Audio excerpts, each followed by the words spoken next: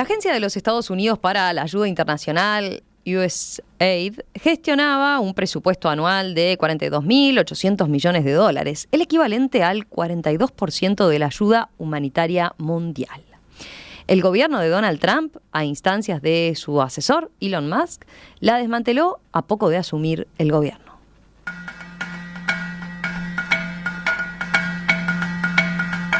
Desafortunadamente, USAID se ha desviado hace mucho de su misión original. Esto fue lo que dijo al respecto el secretario de Estado estadounidense, Marco Rubio, quien apuntó a una reorientación de los programas de asistencia exterior para alinearlos directamente con lo que es mejor para Estados Unidos y sus ciudadanos.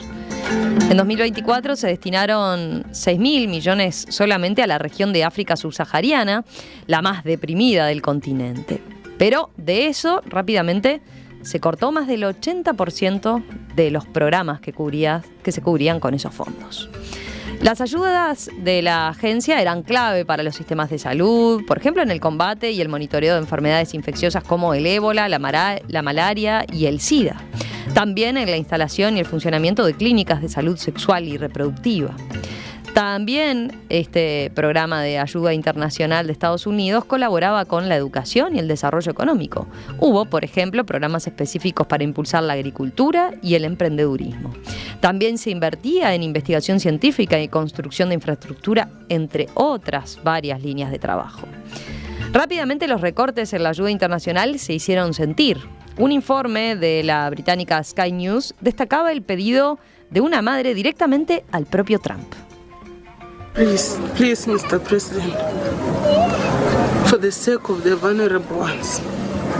Por favor, señor presidente, por el beneficio de los vulnerables y el beneficio de los niños, por favor, haga algo y devuélvanos los fondos a nosotros, decía esta madre que estaba cargando a su hijo que tenía algunas dificultades respiratorias. Bueno, ¿cuál ha sido el papel de este programa de Estados Unidos para el desarrollo internacional en África en los últimos años? ¿Qué sectores clave en África han dependido más del financiamiento del USAID? Bueno, para profundizar sobre este tema es que estamos recibiendo a Mercedes Ayagués, nuestra columnista especializada en África. Ustedes ya la conocen desde hace mucho, pero es periodista uruguaya radicada normalmente en Sudáfrica, ahora hace unos meses acá, por unas semanas más, nada más. La estamos aprovechando de visita en el estudio antes de que se vuelva por unos días. ¿Cómo estás, Mercedes? ¿Todo bien? Muy bien, y como siempre contenta de estar aquí y en contacto con vuestro público. Lo mismo para nosotros. Mercedes, a ver, no es la primera vez que hablamos de este tema, pero se había esbozado allá por hace unos meses cuando Donald Trump empezó a plantear este asunto. Te propongo empezar con algo más genérico, capaz que haciendo historia y contexto, ¿no? De Estados Unidos empezó hace varias décadas, después de la Segunda Guerra Mundial, concretamente este tipo de apoyo internacional y en particular la ayuda a África. Así como estuvo el Plan Marshall para Europa después de la Segunda Guerra Mundial, también entendió que había que extender la ayuda humanitaria, de salud, de todo tipo a otros continentes, especialmente al continente africano. O sea que fue un invento norteamericano que después las distintas administraciones, republicanos y demócratas, siempre continuaron financiándolo, y empezó a crecer y hoy en día, digamos, esa ayuda abarca todo tipo de programas, hasta demasiado si se quiere, ¿no? En el sentido de que son vastísimos. Puede contribuir a un festival de poesía, como una conferencia de derechos humanos, como construir puentes, como, en fin, es enorme. Pero es fundamental en el área de la salud, en África, en el área de las emergencias, sean las guerras o las emergencias por el cambio climático o por terremotos, ciclones y demás. Allí es donde realmente salva vidas. Y es fundamental para la prensa independiente. porque hay muchísimos medios pequeños, sobre todo en lugares donde en regímenes autoritarios o donde la libertad de prensa está acotada, medios independientes, críticos, investigativos, que sobreviven realmente porque USAID puede financiar una investigación de 4 meses sobre los productos tóxicos en un río, sobre los ríos envenenados, sobre el uso del mercurio, sobre corrupción, sobre los rebeldes, sobre los yihadis. Y tengo muchos colegas y amigos en distintos medios que no saben si van a sobrevivir. Entonces también está eso de la prensa independiente, que depende, son pequeños, no es que financien todo un medio, sino proyectos. O proyectos sobre abusos de derechos humanos, presos políticos, en fin. Y eso también es una pena y es preocupante que se pierda. Uno de los problemas que se presentó es también la forma abrupta en la que se cortaron estos programas, ¿no? Porque no hubo digamos, un programa de ir perdiendo la dependencia de este tipo de ayudas o colaboraciones, ¿no? Fue un corte tajante, o sea, de la noche a la mañana desaparecieron esos fondos. Fue brutal. Y por eso es que las consecuencias están siendo, en las palabras de la doctora Yvonne Zilião de Mozambique, que es una obstetra y ginecóloga, dice, la situación es caótica y catastrófica, justamente porque fue de un día para otro.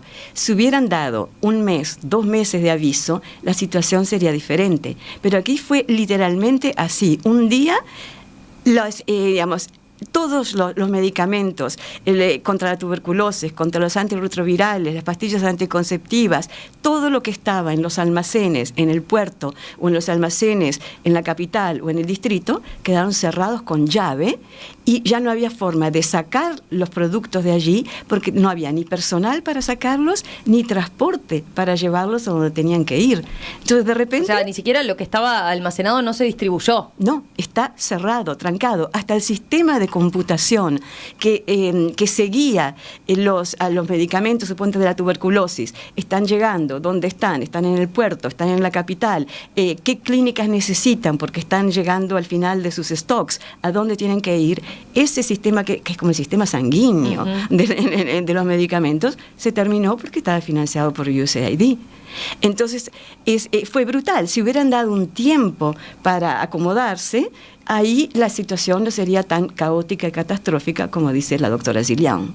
Veía, capaz que podemos ir punto por punto mencionando, por ejemplo, en las consecuencias, en lo que tiene que ver con la epidemia de cólera, ¿no?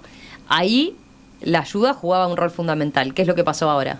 Bueno, hay varias epidemias de cólera en el continente, en países en guerra. En el Congo del Este, por ejemplo, en el sur de Sudán, que está en guerra desde que nació como país, ¿no?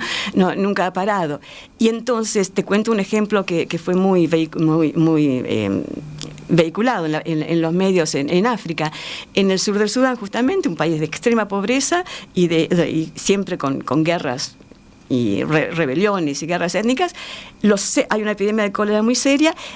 Los centros que atienden al cólera están en las capitales del distrito o en pueblos más o menos grandes. Y vamos también a recordar que el cólera es muy fácil de controlar, basta hidratar.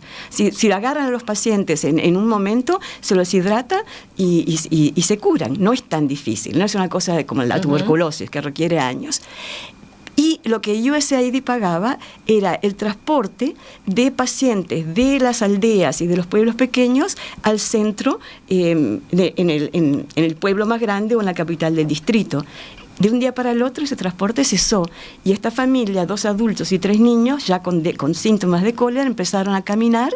Eran 3 horas para caminar bajo un sol abrasador, se desplomaron y se murieron en el camino. Simplemente porque nada más nadie les había informado que no iba a haber transporte. Empezaron a caminar pensando que iban a llegar. De ese tipo de casos hay miles. Así que, y esas son las consecuencias y podemos ir viéndolas en las distintas áreas de salud. Ya lo mencionabas también, ¿no? En el caso del combate contra el SIDA, contra el VIH. Ahí también. Bueno, eso ya está pasando mucho en Sudáfrica, Zambia y Zimbabue, que es donde, bueno, ahí hay que hablar también del programa de PEPFAR, pero primero te doy un par de ejemplos y después hablamos de lo que significó el programa PEPFAR, que ha salvado a 26 millones de africanos con tratamiento, con test y demás.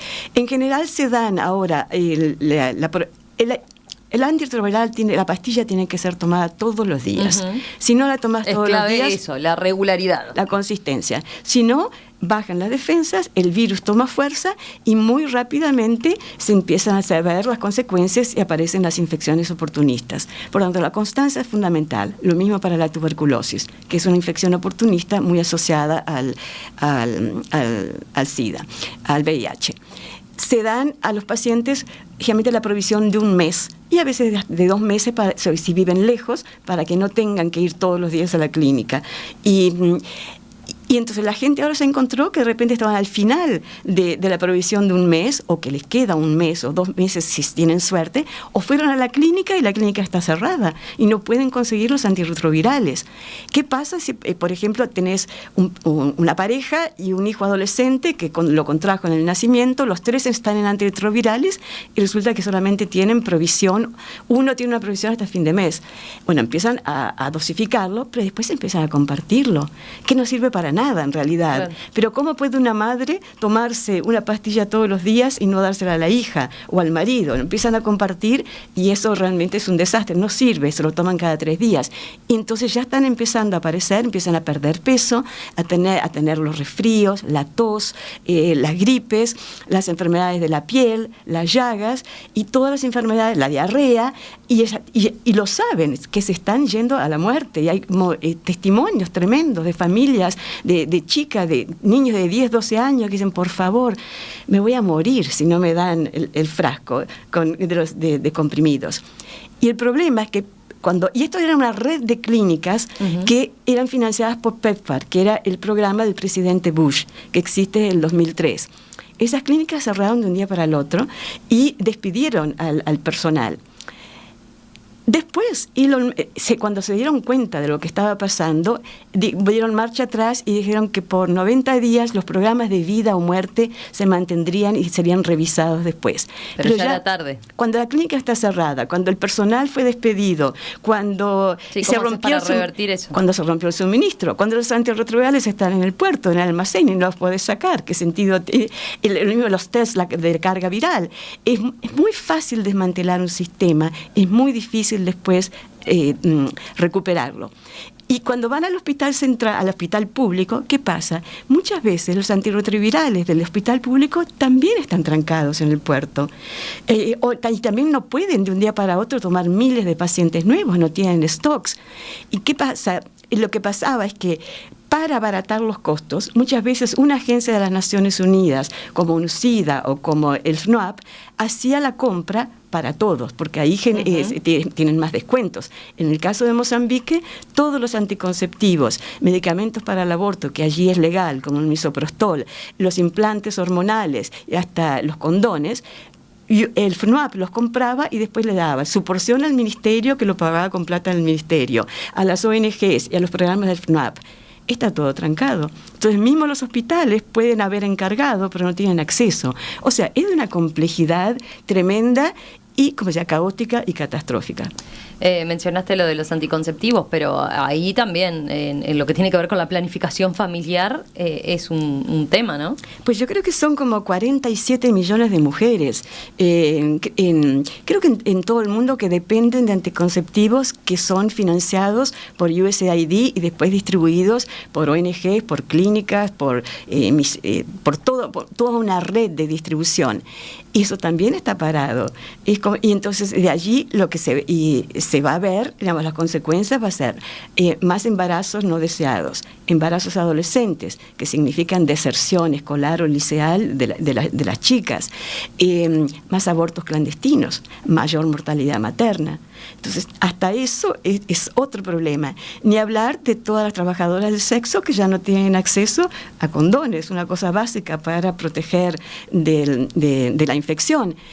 Entonces, es muy vasto y muy desolador el panorama. Justo por una decisión, digamos, tan abrupta, que ese ha sido el problema más grave. Pueden tomar esa decisión, pero den tiempo para tomar medidas alternativas, claro, porque tampoco encontrarle el camino o cómo ir sustituyendo o cambiando esas ayudas, ¿no? Claro, tampoco es posible decir, ir a Suecia y a Noruega y decir ahora cuánto pueden dar. Tendrán 3-4 millones de dólares disponibles, pero también tienen un presupuesto, tienen que hacer planes. No es tan fácil, ni siquiera para la fundación de Bill Gates, suplir eso. Y lo mismo pasa con la tuberculosis. Y entonces después dijeron, volvemos para atrás, y otro programa que también merecemos hablar son, y lo mencionaste al principio, el control de enfermedades infecciosas. Sí, ahí por una cuestión de bioseguridad, decís, sobre todo. Bueno, eso le debería importar al mundo entero. Bueno. La lección del COVID está muy fresca, ¿no? No aprendimos nada. Y eso fue en China, no fue en África. China tiene mucho mejor aparato sanitario, laboratorios, controles, ¿no? Y de China se expandió por el mundo. Entonces, hay en estos momentos Uganda y Tanzania ha tenido una epidemia de ébola que ha controlado. Tanzania y Ruanda han tenido fiebre Marburg, que es mucho más letal que el ébola, tiene un 90% de mortalidad si no es controlada y tratada. Todo eso, allí USAID tenía un papel fundamental en esa prevención. La viruela del mono. Hace 2 años, hace 1 año, llegó la viruela del mono a Estados Unidos, tenían, 150 casos, por decir algo, y era un susto, ¿qué va a pasar? Hoy en día no se habla de la viruela del mono. ¿Por qué? Porque la República Democrática del Congo, Kenia y Uganda han controlado la viruela del mono o mpox en sus orígenes. Entonces ya no se habla, pero si toda la prevención le quitan los fondos, pues se va a expandir por el mundo. Sí, ahí nos pone la alerta a todos, ¿no? Con el ejemplo del COVID lo tenemos bien claro, ahí aprendimos. Pero veía también, puede ser había ONG que formaban en bioseguridad y acreditaban a nivel internacional incluso a algunos laboratorios, ¿no? Que controlaban determinados patógenos. Bueno, eso también es un tema muy interesante, que es la bioseguridad. Tanto por el SIDA como por el COVID, los Estados Unidos, la Fundación Bill Gates y sobre todo el CDC, el Centro para el Control de las Enfermedades en Estados Unidos, mejoraron mucho la capacidad de laboratorios africanos para detectar nuevas plagas, nuevas enfermedades, nuevas infecciosas, testear, controlar, identificar y prevenir. Entonces, sobre todo en los países donde hay más ébola, Marburg y demás, estos laboratorios tienen que estar acreditados en bioseguridad, porque mantienen stocks de patógenos muy peligrosos, que van desde el anthrax y la brucelosis, donde hay animales, ¿viste? Si hay una peste de brucelosis o anthrax en animales, hay que cortarla. Y lo mismo el cólera, tuberculosis, COVID, hay todo tipo de virus allí. Y esta ONG, financiada por USAID, capacitaba a los laboratorios en bioseguridad, les hacía pasar un examen internacional de que estaban aptos, y de un día para el otro cerró. Y el director dice, pues nosotros ya no tenemos más control de lo que pasa en esos laboratorios que tienen esos patógenos peligrosos. Si un comando terrorista, hay laboratorios en Kenia, que tiene borde con Somalia, entra un comando terrorista, ¿qué pasa? Si un empleado despechado, rabioso, amargado porque lo echaron, puede conseguir esos patógenos y venderlos o darlos, hay allí un peligro de bioseguridad real. Y recordemos que en Haití la epidemia del cólera que mató a 10.000 haitianos comenzó porque los cascos azules de Nepal y de Bangladesh echaban sus aguas hervidas en un río que después atravesaba varias provincias. Ese vibrión de cólera asiático, los haitianos no tenían resistencia que los nepaleses y bangladeshes tenían, y se enfermaron y murieron 10.000. O sea, echar virus del cólera en un río puede afectar a toda una población. Entonces, no han pensado también en la cuestión de qué es lo que hay en esos laboratorios y esos sistemas de computación que traquean, que hacen el tracking de dónde están esos patógenos y cómo están protegidos, están ahora desguarnecidos. Mercedes, a ver, seguramente esto dé para más, pero también, claro, esta situación que estás describiendo también plantea un montón de críticas por la dependencia que hay de esta ayuda internacional, ¿no? Y de la forma en que se ha hecho hasta ahora, quizás esa ayuda internacional. Absolutamente, y muchas de las críticas se han estado haciendo durante años. Ahí está, no es esta situación en particular. Lo que pasa que, claro, esto magnifica el problema o el que miremos para ahí, ¿no? Porque ahora se hace evidente qué pasa si se corta de un día para otro.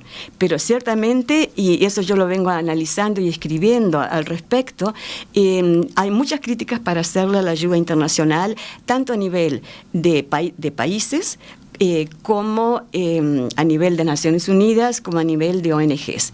Y es que se ha creado una enorme burocracia que al final sirve para mantener a más burócratas y dar más trabajo a más burócratas.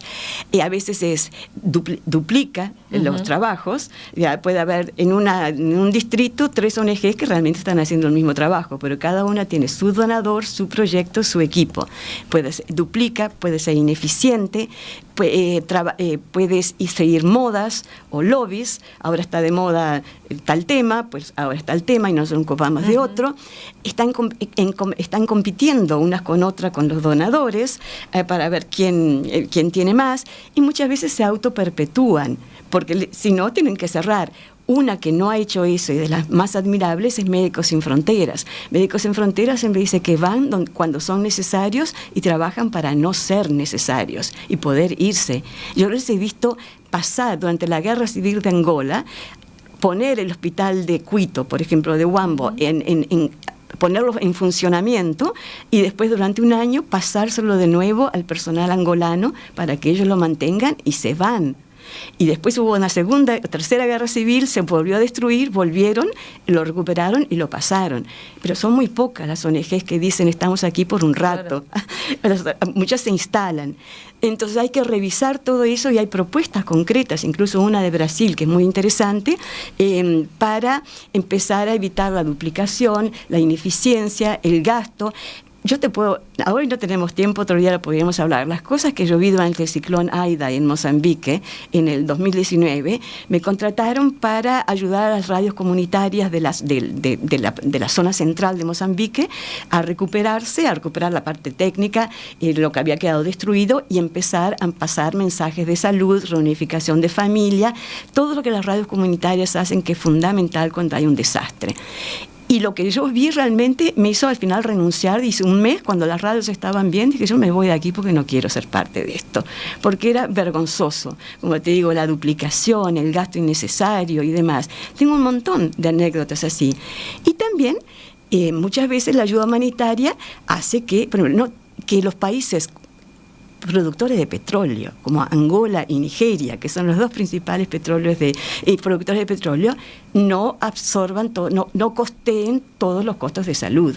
O sea, y por eso se han quedado callados. En Angola y Nigeria han dicho, vamos a poner más plata en la salud. Los países se descansan en ese financiamiento, en esa ayuda internacional, y bueno, y vaya a saber en qué gastan esos fondos públicos en vez de destinarlos a aspectos prioritarios, ¿no? Claro, y sobre todo para los más ricos. Bueno, esto pasó mucho. Yo me lo empecé a cuestionar de la guerra civil de Angola.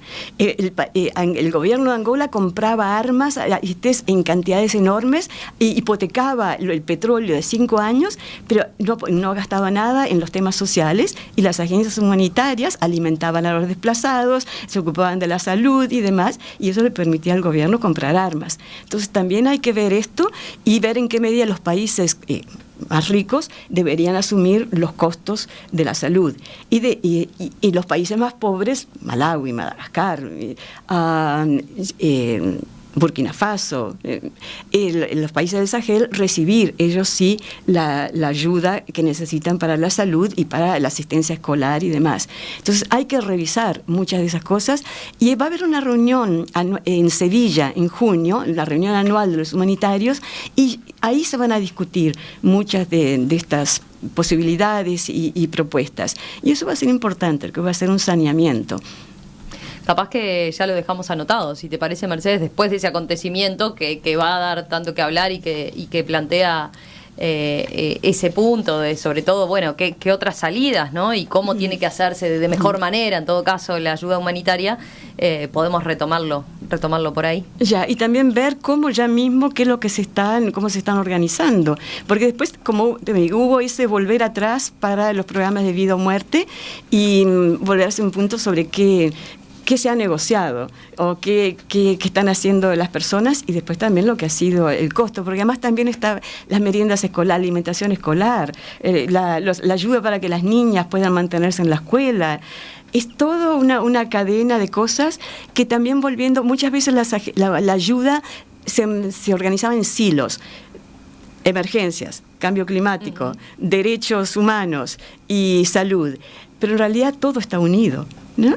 Porque una cosa, claro, todos los sectores impactan uno sobre otro. Y es hora también de empezar a verlo de una forma más holística y más interrelacionada. O sea, es un tema realmente fascinante e importante también que se discuta.